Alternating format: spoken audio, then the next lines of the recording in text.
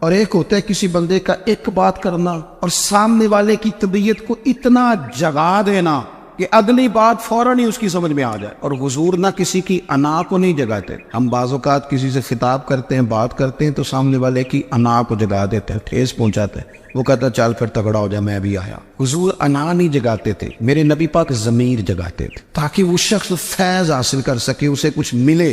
نبی کریم کا جو انداز تکلم ہے وہ اس طرح کا ہوتا تھا کہ انسان خود بخود کھل اٹھتا تھا کہ مطلب یہ بات ہونے کیا لگی ہے، مطلب حضور کیا فرمانے لگے. نبی کریم صلی اللہ تعالی علیہ وسلم ایک دن محبوب کریم نے صحابہ کے دیے حضور کی فصاحت و بلاغت دیکھے. فرمایا محبوب نے کتنا نادان ہے وہ شخص جو اپنے ماں باپ کو گالی دے. کھلی ہو گئی لوگوں کی آنکھیں، کان کھڑے ہو گئے کہ یا رسول اللہ کون ایسا بدبخت ہے جو ماں باپ کو گالی دے گا. اب جب سوالات ذہنی سطح پر پوری طور پر ابھر گئے نا تو اب رسول کریم نے بات سمجھائی. یہ ہے فصاحت و بلاغت، تیرے آگے ہے یوں دبے نچے. فصحا عرب کے بڑے بڑے، کوئی جان منہ میں زبان نہیں بلکہ جسم میں جان نہیں. یا رسول اللہ کون ایسا نالائق ہے جو ماں باپ کو گالی دے. اب جب ذہنی سطح یہاں تک ابھر آئی تو اب حضور نے سمجھایا، اور میں جب تم کسی کے ماں باپ کو گالی دو گے نا تو وہ بھی تو جواب میں تمہارے ماں باپ کو دے گا نا. تو فی نفس ہی یہ تم نے خود ظلم کیا ہے اپنے ماں باپ. کیوں تم نے ایسا لہجہ اختیار کیا کہ جس سے سامنے والے کی انا جاگ جائے اور وہ تمہارے مقابلے میں آ کر کے کھڑا ہو جائے؟ کیوں تم نے اس طرح کے انداز اختیار کیے کہ جس سے سامنے والا بھی سارے پنجے کھڑے کر کے باہر نکل آئے اور کہ آ جاؤ پھر میں بھی میدان میں حاضر ہوں. رسول کریم کی فصاحت بلاغت دیکھیں نا، حضور 2-4 جملوں میں ساری بات سمجھا جاتے. ایک حدیث پاک اگر ہماری سمجھ میں آ جائے، ایک روایت نبی پاک صلی اللہ تعالی علیہ وسلم نے فرمایا خوبصورت مسلمان وہ ہے جو بے مقصد باتوں کو چھوڑ دے. لو اس سے پوری زندگی سجائی جا سکتی ہے ایک جملے سے. کوئی لمبی چوڑی باتوں میں جانے کی ضرورت نہیں. کہا خوبصورت مسلمان یہ ہے جو بے مقصد باتوں کو چھوڑ دے، نا یعنی باتوں کو. کیا کہتے ہیں ہمارے دیہات کے لوگ، جڑے پنڈ جانا نہیں اودا راہ پوچھنے دی. لیکن آج کل لوگ باز آندے یعنی جس بات کا بالکل تعلق نہیں نا وہ بات بھی کرتے جاتے ہیں، جس کا شعبہ ہی نہیں وہ بھی چھلانگ لگا کے اس میں آ جاتا ہے. ہم اپنا وقت ضائع کرتے، اپنی صلاحیتیں ضائع کرتے، اپنا نقصان کرتے. ہم اپنا کام صحیح کر کے نہیں کرتے اور دوسری ساری دنیا کو ٹھیک کرنا چاہتے ہیں. او بھائی آپ جس جگہ جس شعبے سے تعلق رکھتے ہیں آپ اپنے معاملات میں مضبوطی پیدا کریں. حضور نے اپنی فصاحت کے ساتھ بلاغت کے ساتھ لوگوں کو قائل کیا اور قرآن مجید کی تاثیر کا یہ اثر میرے کریم رسول نے دکھایا کہ رات کو جب حضور بیٹھ کے قرآن پاک پڑھتے تھے نا، جب یاسین والے نبی خود یاسین کی تلاوت کریں، جب طٰہٰ والے محبوب خود طٰہٰ کی تلاوت کریں، غور کرو نا جب مدثر والے محبوب خود ان جملوں کو ادا کریں، یعنی جن کے بارے میں آیت آئی ہے جب وہی یہ آیت پڑھیں کہ انا اعطیناک الکوثر، یعنی جن کا ذکر ہو رہا ہے جب وہ یہ بات کریں کہ یا ایھا النبی انا ارسلناک شاہدا ومبشرا ونذیرا لتؤمنوا باللہ ورسولہ وتعزروہ وتوقروہ وتسبحوہ بکرۃ واصیلا، جن کے بارے میں آیت آئی ہے جب وہ یہ کہہ رہے ہوں کہ ورفعنا لک ذکرک، جب وہ کہہ رہے ہوں والضحیٰ واللیل اذا سجا. ذرا اس کیفیت کو دیکھیں جب محبوب خود پڑھ رہے اور جو حضور پر آئی ہے اس کا ذائقہ، اس کا لطف، اس کا انداز بھلا کیا ہوگا. حضور جب رات کو پڑھتے تھے نا قرآن پاک تو جو پکے کافر تھے نا ابو جہل جیسے لوگ وہ بھی جھاڑیوں میں چھپ چھپ کے مدینے والے کی تلاوت سنا کرتے، حضور کی تلاوت سنا کرتے تھے. یہی بہتر ہے کہ پردوں میں وہ پردہ پوش رہے، وہ اگر پردے ہٹا دے تو کسے ہوش رہے. رسول کریم علیہ السلام کی تلاوت کا سننا، قریب جانا یہ اعجاز ہے. حضرت فاروق اعظم کہتے ہیں میں طبیعت کا بڑا ڈاڈا تھا، مزاج کا بڑا سخت تھا، زندگی ہمیشہ ڈٹ کر گزاری، باتوں پر کھڑا رہنا آتا تھا، پر جب میری بہن نے مجھے چند آیتیں سنائی نا تو میں تڑپ ہی گیا. کروں آیا سا مار مقامنے نو ان مینو مار دے لے چلو، اوے متے عمر دی عمر برباد ہو جائے جتھے عمر سوار دے لے چلو. یہ اعجاز ہے رسول کریم صلی اللہ تعالی علیہ وسلم پر نازل ہونے والی کتاب کا. پھر حضور نے خبریں دی، نبی پاک نے خبریں دی. حضور نے فرمایا روم فتح ہوگا، وہ ہوا. نبی کریم علیہ السلام نے فرمایا شام فتح ہوگا تو شام فتح ہوا. فرمایا ایران فتح ہوگا تو ایران فتح ہوا. سراقہ بن مالک کہتے ایک گاؤں پر بھی مسلمانوں کی حکومت نہیں تھی، ایک گاؤں پر حضور مکہ مکرمہ سے نکل رہے تھے، مدینہ طیبہ تشریف لے جا رہے تھے، ابھی راستے میں تھے، میں 100 سرخ اونٹوں کے لالچ میں معاذ اللہ حضور کو گرفتار کرنے پہنچ گیا۔ محبوب نے حکم دیا، حضور کا معجزہ میں نے آنکھوں سے دیکھا، میرا گھوڑا زمین میں دھستا چلا گیا، میں نے معافی مانگی، حضور نے معاف کر دیا۔ میں نے سمجھا اچانک ہو گیا ہے، یہ منوانا بھی بڑا مشکل کام ہے۔ شجر و حجر پہچان گئے، انسان کی نظروں میں شاکی رہا۔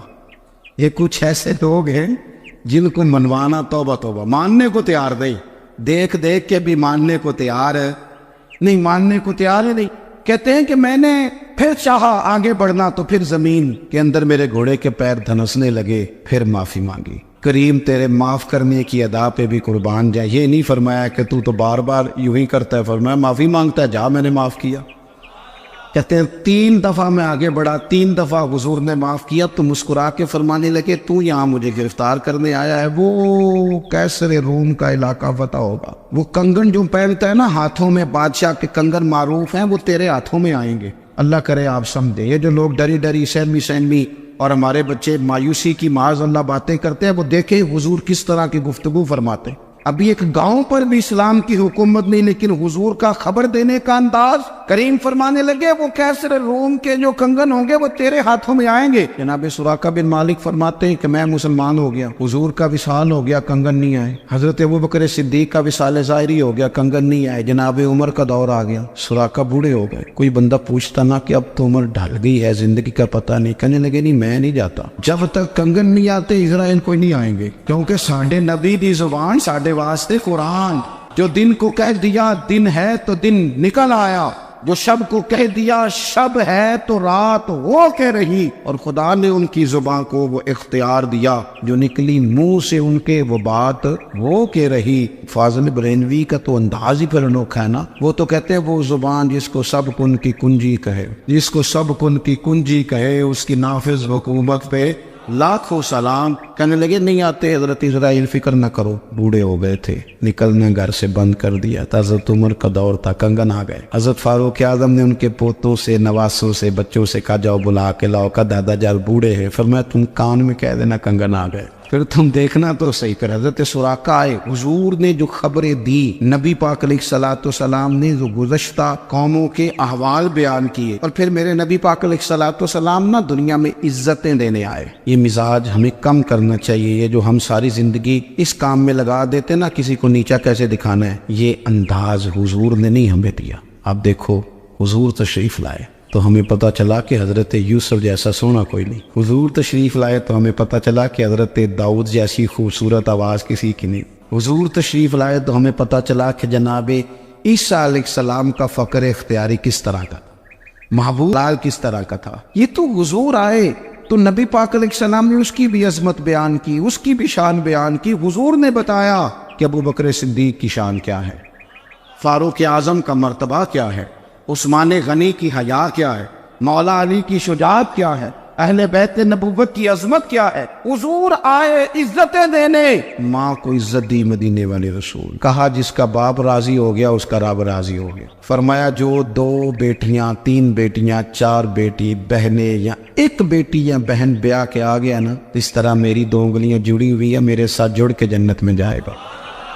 رسول کریم صلی اللہ تعالی وسلم نے عزت دی، عزت دی۔ حضور عزتیں دینے، کوئی اعزاز نہیں، ان پڑھ بندہ ہے، سادہ ہے، غریب ہے، مزدوری کرتا ہے، ہاتھوں پہ چھالے، یا رسول اللہ اس کا بھی کوئی اعزاز ہے؟ قربان جائیں، میرے کریم نے عزت دی، فرمایا محنت کر کے روزی کمانے والا تو اللہ کا دوست ہے، یہ اینٹیں اٹھانے والا، یہ مشقتیں کرنے والا، یہ صبح دیہڑی پہ جانے والا، یہ بیچارہ جو اچار سے روٹی کھاتا ہے، تو نے ہر شخص کی قسمت میں یہ عزت لکھی اور آخری خطبے کی صورت میں وصیت لکھی۔ رسول کریم نے ہر بندے کو اعزاز دیا، عظمتیں دی، حضور عزتیں دینے آئے، نبی پاک علیہ السلام نے اعزازات دیے، حضور نے نوازا۔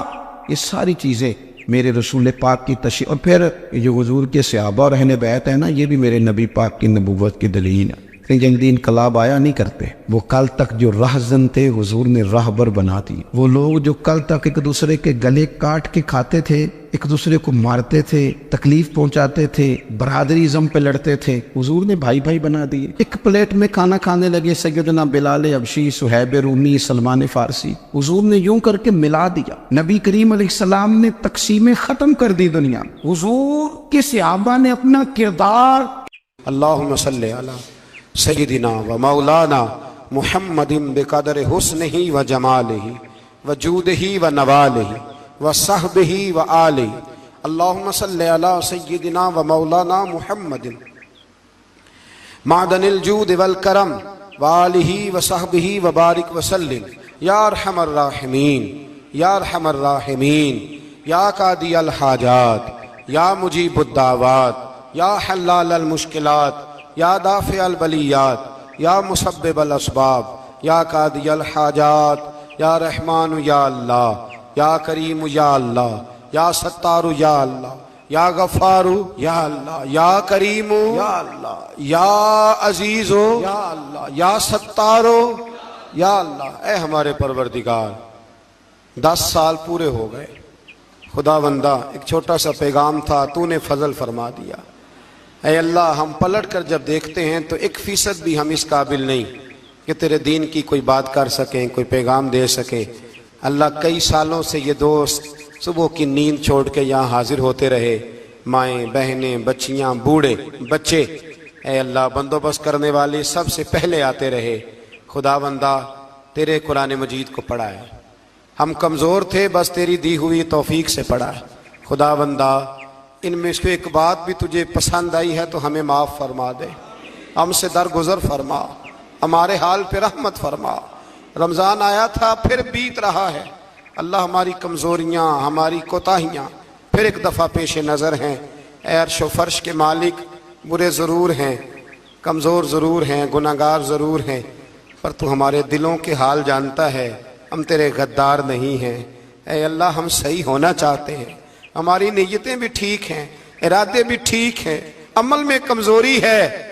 हम पर एक रहमत की नज़र कर दे, हम पर एक रहमत की नज़र कर दे। ऐ मालिक करीम, एक नज़र करम से देख तो सही, यहाँ गरीब भी बैठे हैं, बूढ़े भी बैठे हैं, मजबूर भी बैठे हैं।